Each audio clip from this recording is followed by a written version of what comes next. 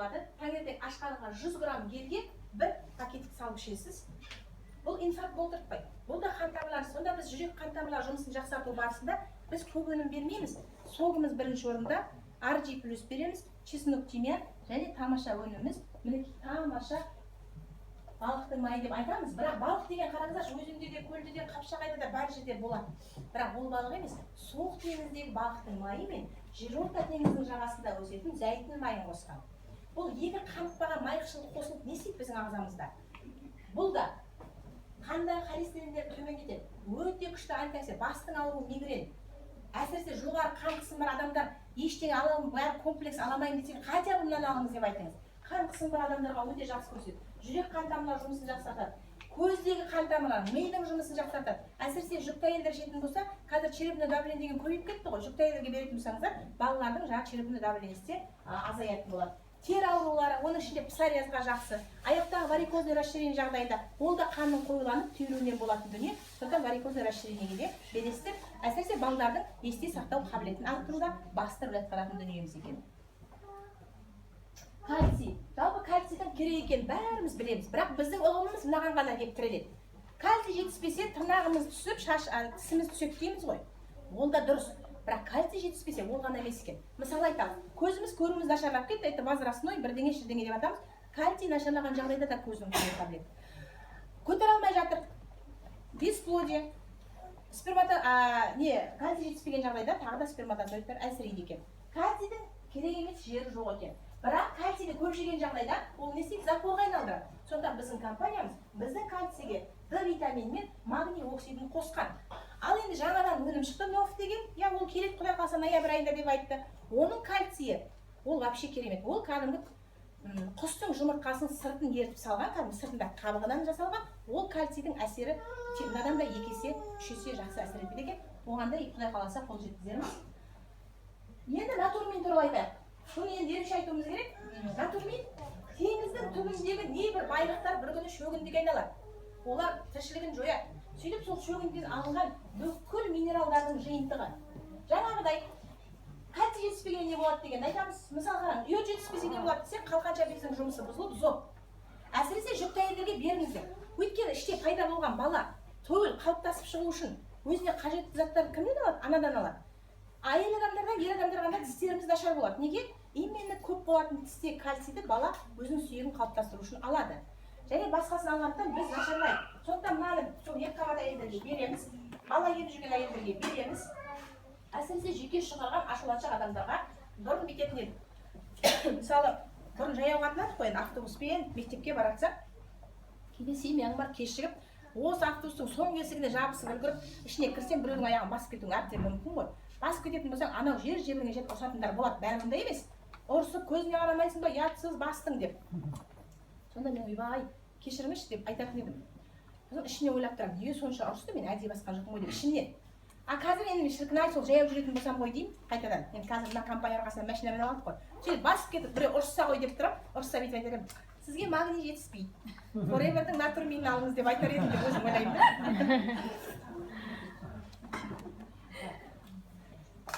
Енді біздерде буын. Сүйек пен сүйек байланысу үшін буын аралықтарында сүйектік болу керек. Жұлын сүйектігі. Бірақ сол сүйек неге біз буындарымыз алады? Отырып тұрған кезде тізелеріміз сықырлайды, басымызды былай бұрғанда сықырлайтын себебі сол сүйектікта әртүрлі тұз жиналады. Сүйектіктағы сүйектегі жаңа айттық қой, органикалық күкірт азаяды, сондай аурулар són. Сондықтан мынау, қалай білесіздер, сүйек буын ауырған кезде сүйектікті қалыпқа келтіру үшін медицинада бір ғана укол болатын. Гиалурон қышқылын укол ретінде салатын, 2 тізеге салып беретін. Соны біздің компаниямыз гиалурон қышқылын, имбир майын таблетка түрінде шығарған біздің компаниямыз. Баяғыда әртістердің беттері неге жалтырап, әжімсіз ұзақ жылға дейін болады? Өйткені олар гиалурон қышқылын терінің астына уколмен құйып алатын тұғын. Қазір табиғи бізде таблетка күйінде шығарылған. Бұл жаңағы шеміршектің бұзылуын сақтайды, сүйектікті қалыпқа келтіреді. Тері астындағы болсын, сүйектегі барлық керемет. Егер сіздің сүйек буыныңыз ауырмайтын болса да, беттің терісін жасарту үшін де осы активханы ішсеңіздер болады. Енді балаларымызға арналған өте керемет витамин бар. Енді балаларға емес, үлкендер де ішеді, бірақ біз балалар дейміз. Мінекей мыналарды көбіне балалар жемейді. көкөністерді. Бұлар жемістер емес, көкөніс овощ та. Міне соны әбден фитонутрит деген сөздің өзіне мән беріңіздер. Мысалы қараңыздар, қазір заманға байланысты баяғыдай, мысалы біз ауылда өстік, анау ерте көктемнен жерді жыртып огородты ексек, қара күз октябрьге дейін огородты зорға жинап болатын еді. Әбден бабына келіп піскен. Ондай қазір жоқ. Қазір тез пісіріп ақша табу үшін, тезірек бір сезонда 2 рет өнім алу үшін неше түрлі тез пісетін заттарды қосады. Біз жеп жатқан сияқтымыз, бірақ самом деле ол дұрыс емес нәрсе жеп жатырмыз. Ал біздің компаниямызда өздері егіп, әбден бабына келіп піскен көкөністерден мынандай жиынтығын жасаған фитонутриенттер, мультивитаминдер баланың бүкіл өсу процесін қамтамасыз етеді. Олардың бойларының нық болуы, тістерінің, сүйектерінің, өйткені өзім 100% дәлел. Мен жаңа 42 жасымда босанғаннан кейін 3 айында қызым ауырып қалды, 3 айында. Сол кезде мен мынаны чайный ложкамен бердім. Мен ешкімнен сұраған жоқпын, өзім. Енді өзім дұрыстаған нәрсе балаға да көмектеседі шығар деп. Сөйттім да, фьорсты себе бердім, наны бердім. И екі тісі шыққаннан бастап кидізді беріп келдім. Қазір міне бірінші класты бітірді 7 жаста, бірақ жұрттың бәрі 3 оқима, 4 оқима деп сұрайды. Міне осы дүниеге келген 7 жылда кәдімгі ауырып, былай осы жатып қалған күніміз жоқ. Тек қана алоидың прополисы, абсорбенті, кидізі осыларды беріп келе жатырмыз. Енді өніммен көп қой, оның бәрін ескере қояйық. Мына гинка плюс туралы айтуымыз керек, жазылып та тұр. Гинка билоба деген өсімдіктен алынған бүкіл майда қан тамырларындағы қанның циркуляциясын жақсартады. Әсіресе бастағы есте сақтау қабілетін арттырады. Мына бастағы антиоксидант, нейрондар бар ғой, сол жасушаларды ана бос радикалдардан қорғап тұрады. Және бауырдың жұмысын жақсартады. Фиброз печени, цирроз печени жағдайында осыны антиоксидант ретінде де, қан тамырларын қалыпқа келтіру ретінде де берсеңіздер болады. Енді жаңағы Болат мырза айтқандай, тек қана біз маршрутты өзгерт деген сөзін айтайын. Мақұл, сіз қайбір адамның ауруын түгендеп жүресіз, жарайды. Бірақ күнделікті пайдаланатын тіс пастыңыз бар, шампуныңыз бар, бетіңізге жағатын кремдеріңіз бар, кір жуатын ұнтақтарыңыз бар, бәрібір алып жатырмыз бір жерден. Сондықтан да біздің компания ондай табиғи, өзіміз барып көріп келдік қой, главный. Анау іш көрмеген, әйтеуір мақтай беретін рекламадан алғанша, мына өзіміз көріп келген табиғи дүниені қолданыңыздар деп, просто жаңа маршрут өзгерт деген осы сөзден шығады. Міне табиғи біздің зұлымный пастымыз. Құрамында 35% алой, прополис, 26 түрлі жаңа емдік шөп қосылған.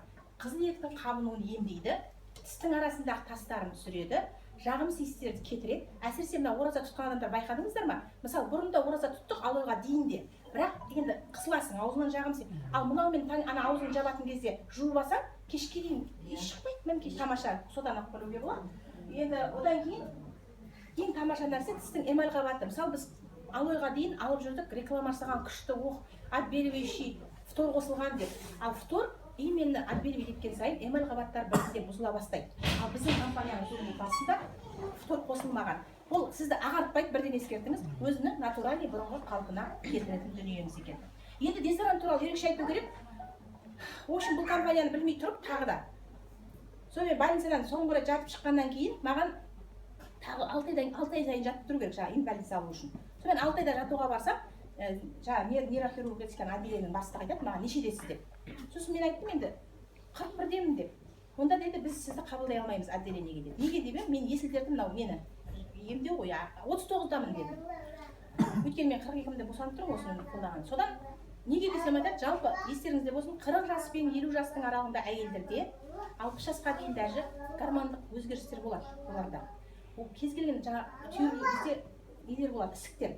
Солар олар доброкачественный болуға мүмкін. Соларды біз дұрыстап күтпесек, злокачественный айналып кетеді. Яғни 40 пен 60-тың аралығында біз ыстық ванна, ыстық қарды құмар болмауымыз керек. Ыстық мысалы нәрселер жуатуға болмайды.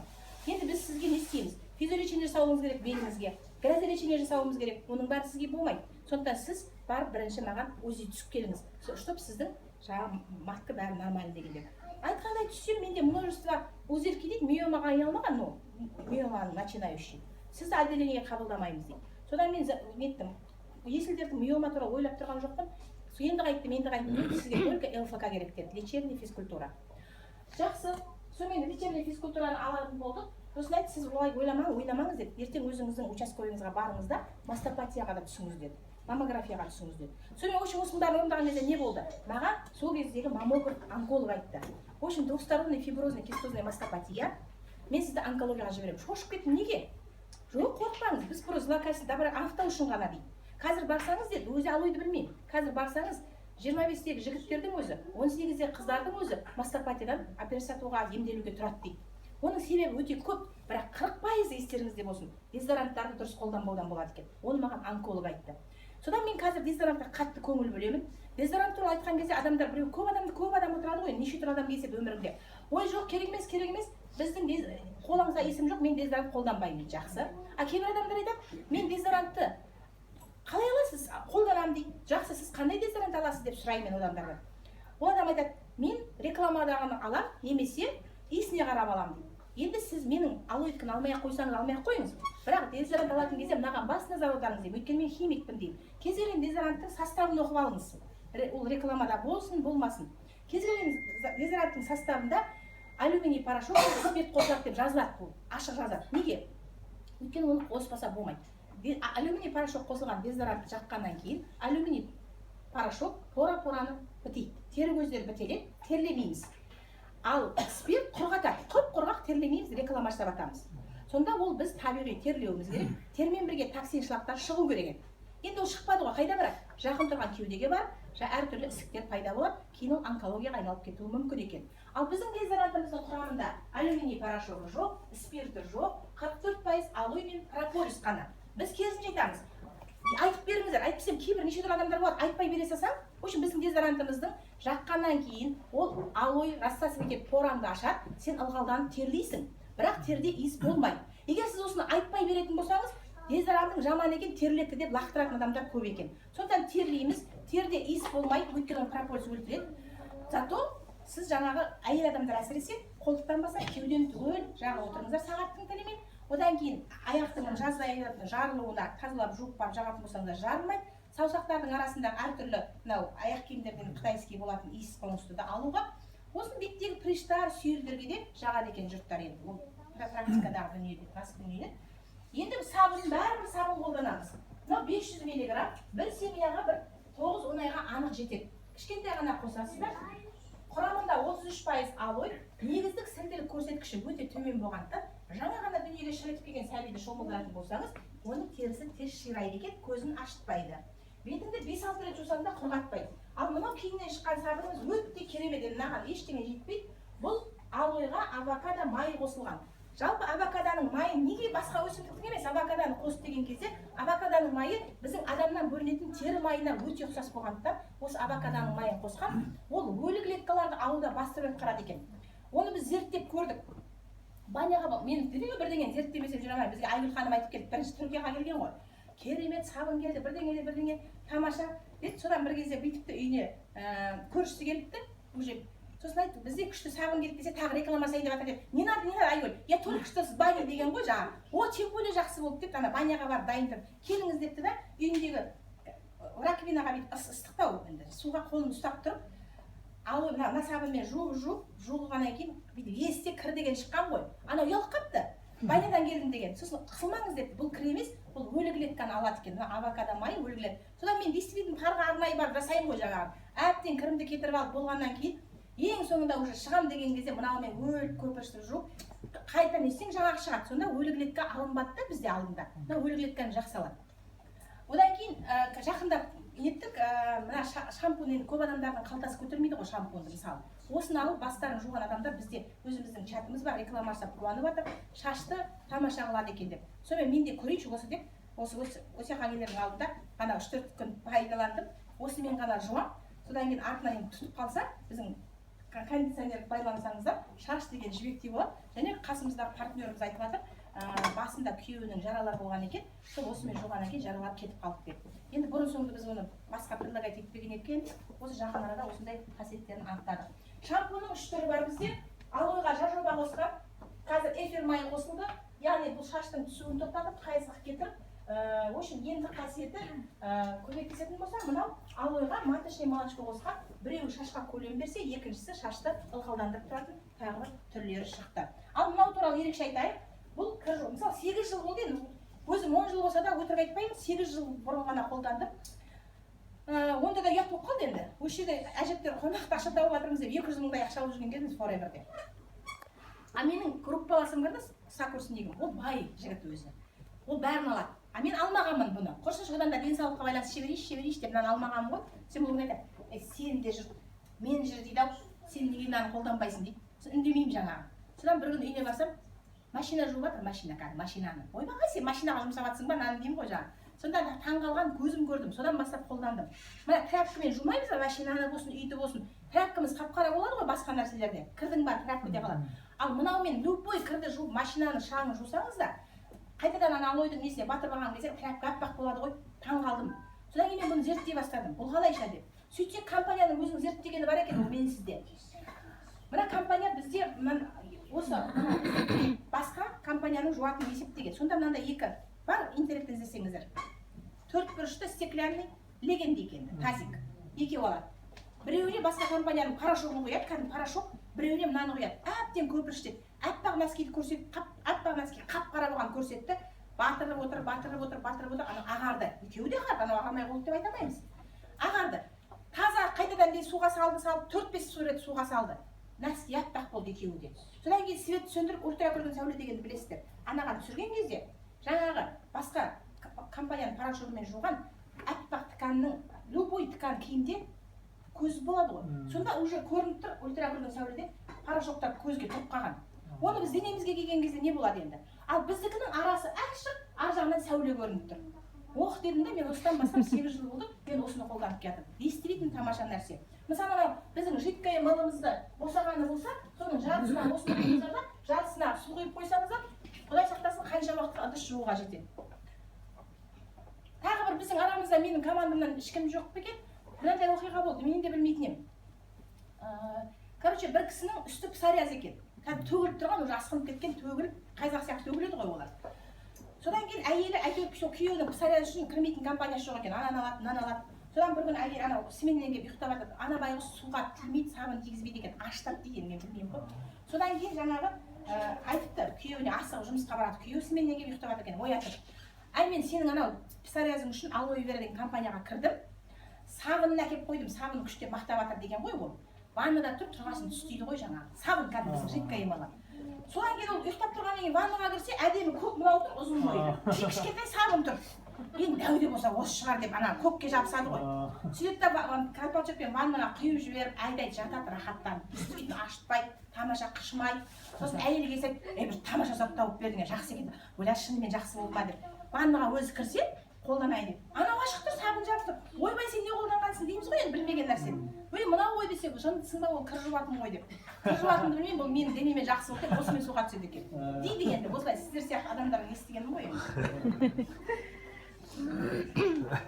Мына алойдың таза ішіндегі желесі қабығын алып тастаған, мынаған құя салған. Енді бұның қолдану аясы өте кең ғой. Кез келген жағдайда бізде гинеколог жұмыс істейді, кандидат медицинский технолог, сол кісі бізге айтады, мына желе ауырма дейді. Жоқ дейміз, неге сумкаңда жүрмейді дейді. Кез келген жерде сумкаңызда жүрсін. Мысалы, бұны бетке крем ретінде көздің айналасын әжімін кетіруде қолданасыздар. Одан кейін қызыл ектің қабыну парадонтоз жағымсыз шығады, қанайды, зубный пастамен жуған сайын. Сондықтан бұны бүйтесіз, қолыңызды әбден жуып алыңыз. Қолыңызға салып қызыл ек таңдайды, массировать етіп мынаны жағыңыз. Сосын бинтті шиыршықтап алып, мынаны мол құйыңызда қызыл ектің астына тіске емес, қызыл екке жабысып қойсаңыз, жарты сағаттан кейін ана алсаң иіскей алмайсың. Бүкіл сасықты тартып алады. Одан кейін тікішектің қабыну геморройға 100% көмектеседі. Одан кейін әйелдерде болатын кез келген қабыну, эрозия, киста, жаңағы тампон ретінде қолдануға болады. Және балаларға памперс кигізетін кезде өте зиян екенін біле тұрып, біз кигіземіз, амал жоқ. Бірақ соны жағып барып кигізетін болсаңыздар, зиянды әсер теріге өтпейтін болады. УЗИ жасатуға барасыз, УЗИ. Сол кезде УЗИға бір сұйықтық жағып қойды, оны емес, мен өзімдікін деп сумкадан алып жағатын болсаңыздар, ана ультракүлгін зиянды радиация сіздерден әрі қарай өтпейтін болады. Шашта түсетін болса, шаштың түбіне де жағып қойыңыздар, бірақ одан кейін жуудың қажеті жоқ, ол теріге тез сіңіп кетеді екен. Қасында қосымша жүреді, бірақ фьорс деген дүние. Мынау алойдың таза суы, 78% алойдың сығындысы мен 11 түрлі емдік шөп қосқан, прополис қосқан, осыны қоса пайдаланасыздар. Жалпы алойдың құрамында естеріңізде болсын. Міне қазір керлеп тұрмыз, кірміз, барып желені жаға салма. Өйткені алойдың құрамындағы лигнин деген тез фермент судан да жылдам кір-пірімен қосып 3-ші қабатқа бірақ апарады. Сондықтан бірінші фьорспен тазалап алып барып, желені жағасыздар. Жаңағы жеңіске қажылған фьорспен спринт салайт етіп барып, желені пайдаланасыздар. Фьорс деген алғашқы жәрдем, күйіп қалсаң, любой степен, ожог кесіп кетсең, массаж ақса, кез келген экзема, псориаз, тираннулар, әсіресе міне жаңағыдай жөтеліп, тамағымыз қабынып, грипповая кетіп жатса, ангинада қайтарда 15-20 минут сайын себепсіздер. Мұрынға себепсіздер, мұрныңыз бітіп тұрса, бетіңізді күнделікті өзім осымен тониктің орнына сүртіп алып барып, крем жағып отырамын. Тониктің енді қажет жоқ деп айтамайын, бірақ мынау вообще тамаша. Енді осы жөнінде бірден айтып кетейін, менің спонсорым Ләйла Сұлтанбаева, ең алғаш айтып тұрмын ғой мен. Бірдеңені біреуден естіп результат көрмесем қол. Сонымен ол кісілер осы енді бастаған кезде білмейді, әйтеуір күйікке күшті екен дегенді естіген. Сөйтіп Нарынқолда тұрады, ол кісі Нарынқолға барған, бір кісі қайтыс болғанға. Сонда беткен екен. Ауылдық жерде білесіздер ғой, далада қазан ошақ, төбесіне бір қаңылтырмен жаба салады ғой. Содан бұлар барған кезде машиналарында зат жүреді ғой енді. В общем, қыраңды құйып кеткен. Анау қаңылтырдың арасындағы тесіктерден бауырсақ пісіріп жатқан ғой, дәл қазанға. Анау тамып, өйтпеген, тама бергеннен кейін жаңағы тамшыға шелек іліп қойған ғой, жаңбырға. Ауылда бауырсақ пісіре берген. Орамал тартқан ауылдың әйелі. Сөйтсе анау шелек толып үзіліп, анаған түскен майға. Бүкіл май бетіне шашыраған ғой. Ләйлалар түсе берсе шыңғырып жатыр екен дейді, не болды деп жүгіріп барса, бет деген жоқ, ана майдың бәрі шашыраған. Содан ойбай жүгір деп інісі Миятбекке жүгіртіп жіберген. Миятбек ана ферс, новый ферс, екеуін алып келіпті жүгіріп. Сөйткенде апа деп тана себе берген, біреуін тауысқан, екеуін тауысқан. Сонымен рахмет сізге барып қайтыңыз, обязательно дәрігерге көріңіз деп жіберген. Ертеңіне күліп келіп тұрып, бетінде дым жоқ. Сөйтіп бір кезде мына қара күшті екенде, бір кезде қараса мына орамалының мына жерінен жаман суланып тұр дейді. Сөйтсе мына тимеген жер уже жаңа күлдіріп сөйтіп кеткен, ал тиген жер жазылып кеткен. Біздің ферстің қасиеті өте күшті. Тамаша өніміміз бар. Бізде Қатипа деген менеджер бар, соның сөзі менің сөзімде қалмаңыздар. Мен ондай сөздер айтпаймын енді. Мынаны бүйтеді. Қызды гүл қылатын, кемпірді гүл қылатын, қызды бірдеңе қылатын деп тамаша айтады осы жөнінде. Мына біздің өте керемет жастықтың гүлі деп аталатын флeur де жуванс французша жастықтың гүлі дейді. Біздің маскамыз құрамында 6 түрлі заты бар. Терең тазалайтын сүтіміз, серіктетін тониумыз, түнгі крем, күндізгі крем, ең кереметі алойды кептіріп қосады, французский розовый глина қосады, емдік шөптер қосатын біздің әжім кетіретін маскамыз бар. Енді аптасына 1 рет қолдануға болады. Қалыпты беттер, ал проблемный беттер аптасына 2 рет қолдансаңыздар болады. Действительно бетіңізді тамаша қылатын дүние. Қош өнім көп, осымен аяқтайық. Енді ары қарай. Енді осындай керемет өнімдерді алғысы келсе не болатынын айтайын. Қысқаша жаңа кісі айтты, дегенмен қазақ тілінде айтып берейін. Енді қараңыздар. Айтып болдық жоқ, алғысы келеді мынаны. Қанша тұрады дейді. Бір сұрайсыздар, қанша тұрады? Сол кезде біздің компанияның кереметіне таңғаламын ғой мен. Неше түрлі компаниялар келді мен алып жатқанда. Бірақ ешқашан жақсы болды, рахмет қосқаныңыз. Компаниялар келеді, мысалы мен басқаны айтпайыншы, өткенде де айтып кеттім. Менің 5 жыл бір институтта оқыған, бір курста оқыған, курстасыма таңғалған. Енді ер адам ғой ол, әйелі шығар білдіріп оқыған деп екеуін айтамын ғой, әйелің ғой сен емес деп ше. Осы жерде алып жатсам маған кепті. Злата пальмамен айналысады екен. Мен инвалид болып жатырмын. Мынау злата пальма күшті саған көмектеседі. Жақсы, любой нәрсені аласың ғой орман тұру үшін. Өзі алойды білмеймін. Злата пальмасын алып алып 2 бөтелкесін. Бір бөтелкесі 8.000 теңге деп айтты. Ақшасына қараған жоқпыз, 16.000 теңгеге екеуін алып алдым. Шамал іштім, жүрегім айнып, енді адам май іше бере ма? Уже мен тастадық та, мама білмеймін, алып бара жатыр. Сөйтіп жатқанда 1 жылдың ішінде мен Forever компаниясымен танысып, өнімді қолданып, жарқырап жүріп, қонаққа сөйлеуге бардым. Сол кезде ана кісілер айтады маған. Үйіне кірсем, спальныйына кіргізсем, мен өзімнің группаласым ғой. Басаң деп кіріп бар, міне спальныйда бірдеңе отырып ма деп. Сөйтсем, спальный толған, тау-тау болып жәшік жиналған злата пальма. Ойбай, мынау не дедім? Сөйтсем, оларда біздің компания сияқты заңды склад жоқ, міне тұр ғой төменде барда алып. Олар белгілі бір бірдеңені орындау үшін үйіп алып қойған. Енді маған айтады, сен Forever'де күшті жасап жүрсің ғой, пысықсың ғой, сен злата пальманы сатып берші дейді. Сосын мен сатқыш емеспін ғой вообще, мен просто өнімнің жақсы екенін айтамын. Ал қанша тұрады, алдақ қоямын ғой анаған. Сөйтсем 6.000 дейді. Сендер маған 8.000 саттыңдар ғой, ұялмай қалмай деймін. Сонда олар 2.000 қосып тұрды, ал мен саған керек оны 8.000 деп ойлап тұрмын. Ал біздің компанияның ерекшелігі не үшін олар жамандай деп тұрған жоқпын. Ерекшелігін айтайын деп тұр. Біздің компаниямыз жасырмайды. Прайс-лист қолыңа береді. 2 түрлі баға. Пожалуйста, біреуден аласың ба, мені сататын баға. Компаниядан аласың ба, мені. Мені мына затты керемет сұрайды, мен айтам, бағаны қолына берем. Өйткені сен айтсаң, ол бәрі ойлап тұруы мүмкін. Мына қосып айтып тұр деп. Сонда мен айтам, сен қосып айт деп ойламау үшін, мә өзің қара. Нөмір 15 дейді, ол 15 тауып алады өзі. Мен тауып бермеймін, өзі тауып алады. нөмір 15-ші тауып алады. Менен аласың ба, сенен аласың ба, компаниясы құрсын, сенен ала берейін. Жақсы. Менен алсаң 7124, 7200 деп жіберемін шамамен қосып. 7200 теңге дейін. О, қымбат қой дейді. Қымбат, сондықтан сен менен алма. Сен барда компаниядан ал. Өзіңнің счет фактураң, өз атыңда складтан саған гарантия 30 күндік береді. Сонда қанша қалам? 6000 теңге қаласың. Жақсы ма? 1200 қалтаңда қалады.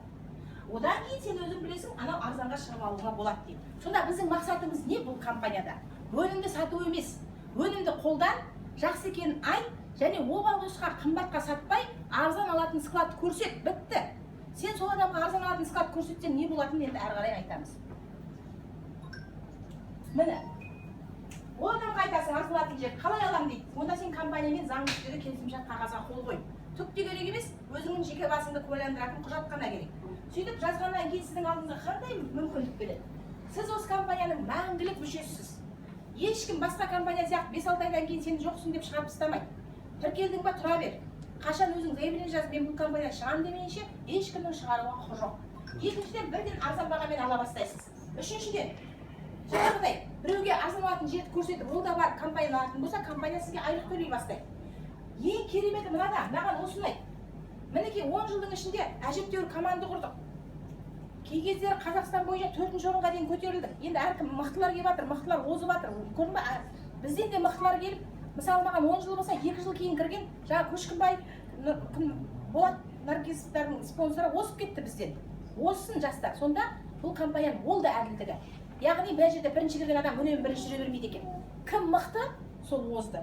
2 жыл болған Марат Көшкінбаев озды бізден. Кеше ғана кірген Зафар бірде озып келе жатыр. Ана Қарабұлақтағы лидерлер шықты міне. Сондықтан ол да әділдік. Енді осы 10 жылда Құдайға шүкір үлкен команда құрдық. Ертең Алла бір белгілі бір жас берсе, әрине шынымен тілейміз. Кеше ораза 30 күн тіледік, шіркін ай 100 жыл екен деп. Енді Құдай біледі оны. Мейлі 70-80 берсе де келдік, бұл дүниеде өттік. Не болады? Ана Алтын Кәниева өліп қапты деп команда шашырап кетпейді екен. Мына жердегі аты жөнің өшіріледі да, оның орнына сенің бір ұрпағыңды, ұлыңды не қызыңды жазады екен. Сонда сенің бүкіл маңдай термен тапқан еңбегің өз ұрпағыңа мұра ретінде қалады. Жаман ба, жақсы ма? Сондықтан сен қазір қуанып істейсің. Міне мен Астанаға өткенде келіп кеттім, жүгіріп келдім. Бүгін шақырды, жүгіріп келдім. Не үшін? Бірінші ана адамды өсіргім керек. Саған сеніп тұр. Екіншіден ертең ол команда, оның командасы сенің ұрпағыңа мұра ретінде қалады. Күшті ма? Күшті. А неге істемейміз? Істеу керек. Жалқаумыз. Мен де жалқаумын. Қазір болды ғой, машинамды алдым, 4 машина алдым, 2 үй алдым, коттеджім бар, болды деп жүрміз, ал жастар молодец озып жатыр. Оған біз қуанбасақ ренжімейміз, мысалы. Сондықтан озу керек. Өйткені мысалы мен міне бүгін кірген кісілердің бірде-бір танысын танымаймын. Олардың өз танысы өзінде. Әркімнің өзінің танысы бар. Біздің мақсатымыз тек айтып жеткізу ғана. Енді не істейміз? Forever'дің кәсіпкері болу үшін тегін контрактіге қол қойғаннан кейін өзіңіздің атыңыздан не қажет таңдайсыз. Ешкім зорламайды. Мүмкін денсаулыққа байланысты аласыз ба, жоқ күнделікті қолданатын зат аласыз ба? Өзіңіз таңдап 27 000 теңгеге қалаған затыңызды сатып аласыз. Пайдаңыз қандай? Пайдаңыз 15%-тік жеңілдікпен алдыңыз. Жаңа қымбат 100%-пен алған жоқсыз. Енді біздің компанияда тағы бір керемет нәрсе бар, сонымен аяқтаймыз. Мінекей. 35%-ық жеңілдік, өмірлік бұл. Қалай жетеді? Компанияда тағы қинамай, 2 түрлі мүмкіндікті ұсынам, өзің таңдай қой дейді. Бірінші мүмкіндік мынандай, жаңа көрсетті, коробканы көрдіңіздер, тамаша коробкамыз бар. Бір семьяға арналған қажетті өнімдер мен әрі қарай жұмыс істейтін бүкіл құжаттар, справочниктер, каталогтар, дискілер сізге сыйлыққа беріледі. Бұл коробканың бағасы 100 емес қой. Бұл сату бағасы ол емес. Қате жазылған ба білмеймін. Осы мынандай өнім бар, қараңыздар. Мынау керек емес зат жоқ деп айтып көріңіздерші. Міне 4 түрлі гель. Анау 100%-ық асқазанға, ішекке, гемоглобинге, зубный пасты екеу, біреуін пайдаланып, біреуін көршіңе сатып жібер. Одан кейін сабын, кондиционер, шампунь, аяқ қолын қақсағанда жағатын маздарын, беттің өлі клеткасын алатын скрабын, мінекей мынау желе, мына проблемелікті, балықтың майы, С витамині, В12, ара шаруашылық үш өнімі. В общем, ең қажет заттар. Мынау керек емес, ауыстырып берші деген осы уақытқа дейін көрмеппін. 30 түрлі зат салынған. Бұның бағасы 112 396 теңге тұрады. Жазылып тұр екен ғой. Бірден сатып алдың ба коробканы, бірден сол заматта 35%-тік жеңілдікке қол жеткізесіз. Енді жұрттың бәрінде мә деп қалтасынан алып беретін 112 мың жоқ болуы мүмкін. Ондай жағдайда компанияда шаршама, екінші мүмкіндік таңда дейді. Саған 2 ай уақыт беремін дейді. 2 айда жаңа 27 мыңға қоса бер. 5 мың алдың, 6 мың алдың, 10 мың алдың. 2 ай бойы міне июльдің аяғына дейін 1 ай, июльдің 31-іне дейін 2 айда асықпай таңдап алып 120 мың теңгенің затын алуың керек. Егер сіз коробка алсаңыз 112 мың аласыз, таңдап алсаңыз 120 мың, 8 мың теңгеден ұтыласыз. Сондықтан мен айтар едім, коробка алған дұрыс деп. Себебі бағана көрсетіп кеткен мықты лидерлердің ішінде әлем бойынша бірінші орындағы ай сайын 50-60 мың евро айлық алатын, жыл сайын 1 миллион 100 мың, 1 миллион 200 мың 13 зарплататын Рольф Киф қарапайым ғана физкультура пәнінің мұғалім болған, тренер болған кісі неден бастаған? Қарапайым адам, коробкадан бастаған және оның атын сиқырлы қорап деп ат қойған екен. Кез келген адам сұрақ қойғанда, осынша байлықты қайдан алдыңыз деген кезде, осынша байлық мынау қарапайым сиқырлы қораптан келді дейді. Сондықтан 120 мыңға бизнес бастау деп жаңағы сол кісі анау Болат мырза соны айтып тұр. А не болады енді? Айтпай кетіппін ғой. Сонымен сіз екі түрлі жол таңдадыңыз, өзіңіз білесіз, ешкімге зорлық жоқ. Сөйтіп 35%-ке қол жеткіздіңіз. 35-пен алыңыз да сатқыш болсаңыз 15-пен сатыңыз. Бір пайда. Екіншісі, өмір бақи 35% жеңілдікпен тіпті істемей қой жұмысты. Просто қолданушы болуға болады, арзан бағаға. 7 мың алып жүргенше 4600-ге алып жүруге болады. Және ең кереметі мынау. Осындай мүмкіндікті біреуге көрсетіп, яғни арзан алатын жерді көрсетіп, ол адам да келіп компаниямен үлкен 168 мемлекетті бағындырып отырған алып компаниямен договорға отырасыз. Менмен емес, компаниямен. Сол кезде компания сізге әр адам контракт отырылған сайын, сол адамдар жұмсаған ақшаның 20%-ы сіздің карточкаңызға әр айдың 15 күн түсіп тұрады. Айтуға бола ма жақсы нәрсені? Болады, айтайық 20% алайық. Айтайық 20%. Ал 20% ана адамға зиян келтірмейді. Ол компания өзі ортадағы разницаны беріп тұрғаны. Енді мысал қараңыз, мынау қарапайым ғана. Міне, мынау сізсіз. Бойымды қолдаңыз. Бір кезде мен инвалид болып жатып қолдандым.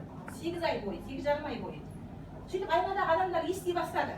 Олар айта бастады. Міне, мынаның бәрі сіздің командаңыз. Сөйтіп команда осылай құрылады екен. Ал ертең ол команда жаңа айтқандай мұраға қалады екен. Енді бізде 4 түрлі карьера бар. Одан бөлек табыс көзі, мінекей машина сыйлығы. Қараңыздаршы, 3 түрлі шарт береді. Шартын орындасаң ғана аласың. Бірақ бұл командамен орындалады. Бірінші айда 50 балл, 100 балл, 150 балл 3 ай қатар жасасаңыз, компания сізге 14.400 евро береді. Мен осыған 2007 жылы тіркеліп, 2008 жылы 14.400 алған кезде 6.800 кішкентай машина алып міндім.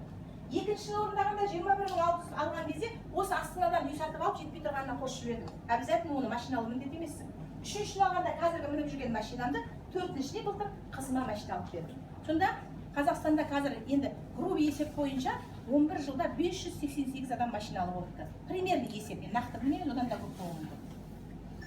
Тамаша мынау ғой енді, міне. Мынау тамаша, міне сіз менеджер болдыңыз. Осы компанияның үлкен табыс көзіне қол жеткіздіңіз. Енді әрі қарай карьера жоқ. Біз не істейміз енді? Әрі қарай сол адамдарды менеджерлікке тәрбиелейміз. Міне сіздің мынау команданыз артыңыздағы. Соның ішінен бір адамды менеджер шығардыңыз. Менеджер шыққан күні мына адам, компания сізге айтады. Енді ана мысалы айтайын, менен кейін осы жерде Райхан ханым. Менен кейін тіркелген. Ол кісі менеджер болған күні Райхан ханымға маған айтады компания. Райхан ханымға айтады. Болды, енді сен алтынға қарамайсыз, алтын галибаға. Сен өз алдына группаға еге бол деді да, группа сені алып тастады. Бірақ мен ол кісіге менеджерлік жолды көрсетіп тәрбиелегенім үшін өмір бақи ол кісінің ай сайынғы товар айналымының мені жақсы көре ма, қалай ма, қаламай ма 6%-ын сізге пассивный доход ретінде береді деп тұрады. Өмір бақи жаңаға бір кездері сіңірген еңбегің үшін 6%-ын алып отырасың. Ол кісі қарап отырған жоқ, өзінен кейін Алла ханым шығарды. Ол менің екінші қатарым. Мен ол кісіге де анда-санда қалай деп қоям, өмір бақи 3% келіп отыр. Ал одан кейін міне Динара, Алла ханымнан кейін Анна ханым бар. Ол кісі менеджер болғаннан бастап компания өмір бақи 2% береді. Міне 6-3-2. Ал мына кісі Аннадан кейін бір менеджер шығатын болса, компания ештеңе бермейді. Міне пирамида емес. Көптеген адамдар сөздің аяғын күтпей, пирамида ма деп шығады ғой. Пирамида ма еместігінің дәлелі. Сен өмір бақи анау жоғарыда отырып сұра бермейсің. Міне 4-ші қаңтардан ештеңе бермейсің. Балаңызды тәрбиеледіңіз, еңбектендіңіз, үйлендірдіңіз, алыңыз. Немереңді бағасын аласың. шөбереңді де ең болмаса ай шөберелі болыппын ғой, шөберенің қолынан су ішейінші деуің мүмкін. Бірақ шөпшек келгенде білген жоқпыз ғой енді. Қалтыра өтіріп қайықпаның бағасын. Сондықтан еңбек етпедің ба, ештеңе жоқ. Әділ компания. Түсінікті ма? Бір жылда 2 рет шетелге тегін саяхат. Осы компания арасында қарапайым мұғалім болған адам 17 мемлекетте болдым. 17-ші өткендегі Дубай, 18-ші Құдай қаласа 40 жылдыққа Далласқа барамыз. Міне 17 мемлекет.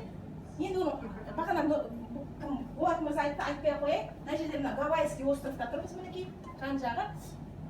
Мынау основатель компания. Далласқа барғанбыз біз негізі. Даллас қой ана. Ертең соған қайттан барамыз. Ең кереметін көрсетейін. 13-ші айлықты мен живой көрсетейін. Мына жерде өшіріп қалай екен. Наргиз ханым өшіріп жіберіп маған бірдеңе ашу керек болды. Чектер дегенде. Живой көрсін енді адамдар. Аха. Ана жерде чектер дегенді ашайық. Жоқ па? Чек дегенді. Жоқ, ладно. Жақсы, онда жоқ екен, онда бітейін. Қап. В общем, 13-ші айлық туралы айтты. 13-ші айлық былай екен. Ай сайын сен өз еңбегіңді алып атсың. Ай сайын айлық. Біреу 5 мың, біреу 10 мың, біреу 100 мың, миллион. Кеше көрдіңіздер. Үлкен Қазақстан бойынша нөмір 1-ші орындағы адам 11 миллион алды, иә? Табыстары. Енді қараңыз. Компания 1 жыл бойы сіздің еңбегіңіздің бәрін ана. Былай түсіндірейінші қазақбай тілмен. 168 мемлекетке қапшық берді компания, мәди. Әр мен өз мемлекетінің ақшасын осыған сала берді. Салынып атыр, қапшық ауыз мұрнынан шығып 1 жыл 17-31 декабрь күні толды. Енді оны біздің басшылар ұқсап қалтасына салып алып қашып кетпей шетелге. Мә деп 3% береді саған. Осы еңбегінің Қазақстанның бүкіл тапқан еңбегінің 3% саған деп қайтарып береді. Сонда біз бүйтетіміз кезінде ала алмаймыз ғой, өзіміз білмейміз. Түркияда пәленше алыпты, бірдеңе деп айтып тұрамыз да бүйтеміз. Құдай-ау, сонша ақша тауып 3% беретін не істейміз. Сөйтсек 3% деген өте көп ақша екен. Соған енді мен көрсетейін десем, менің немде жоқ болып тұр, ноутбугымда бар, бірақ үлкен кісілердің, жас студенттердің қанша алып жатқандарын көрсетуім керек. Енді осымен аяқтамас бұрын бір нәрсені көрсетейін сіздерге.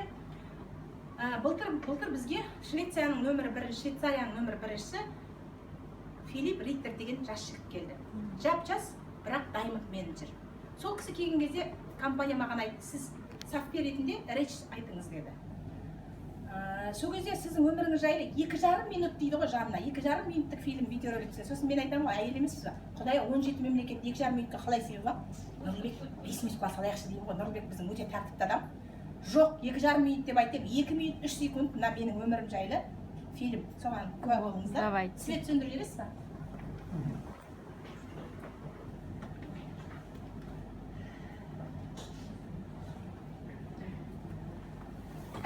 Қазір ашам. Соны көрейік.